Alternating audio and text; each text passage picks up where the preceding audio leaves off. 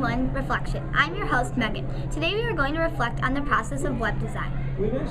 Let's meet our panel. Frankie, Ben, and Emric.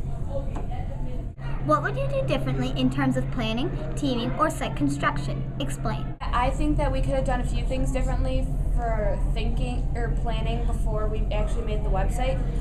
In the beginning, on our initial plan, we only had the pages that each of us were going to be completing, and who was assigned the citations page, who was going to do the interactive stuff, and who was going to write the script for our movie.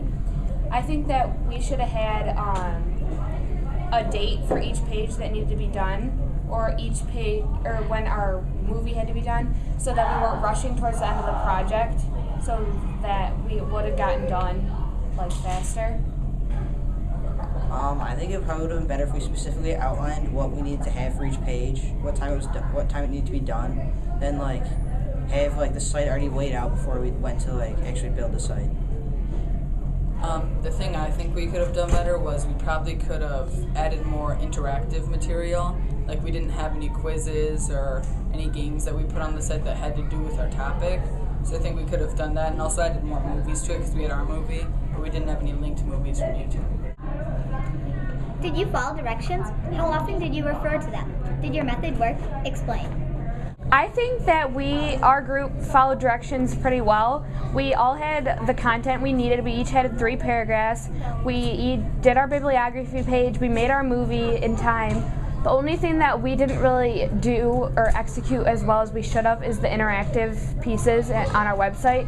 We didn't have quizzes or links to other sites where you could find more information, which I think could have made our site a lot better. But we all had pictures, and we had the banners and everything that we needed, so we did okay with that. And then we referred to the rubric every day, but I think that just the interactive pieces just were a last minute thing that we just didn't have enough time to do. Yeah, I agree about the whole interactive part. We followed the rubric mostly, we made our title, we read the part where it said how we have to space everything relatively evenly.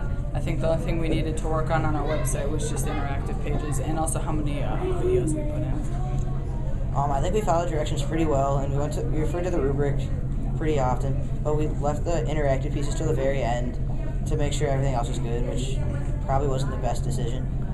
But other than that, we followed the directions pretty well.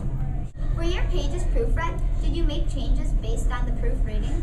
So, Group 6 was supposed to proofread our website, but they didn't initially proofread it. They kind of just looked over it and made sure we had 3 paragraphs, made sure we had pictures, made sure we had banners, but they didn't actually read through each of our page, which I think that could have benefited us, because we could have had spelling errors or grammar usage errors. So it would have been better for us if we were to actually have them proofread our site instead of just look over it, but they ran out of time.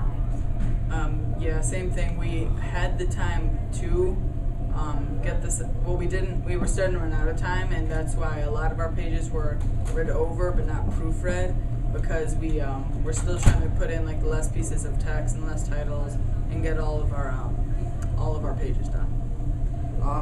Well, they were supposed to look over our page, and they did, but they didn't check it detailed. They just made sure we had the very basic. It could have benefited us to have them check it over closely to make sure we didn't have any errors in our spelling or in the course of our paragraphs. Thank you for watching E6G1 Reflection. I'm your host, Megan, and we'll see you next time.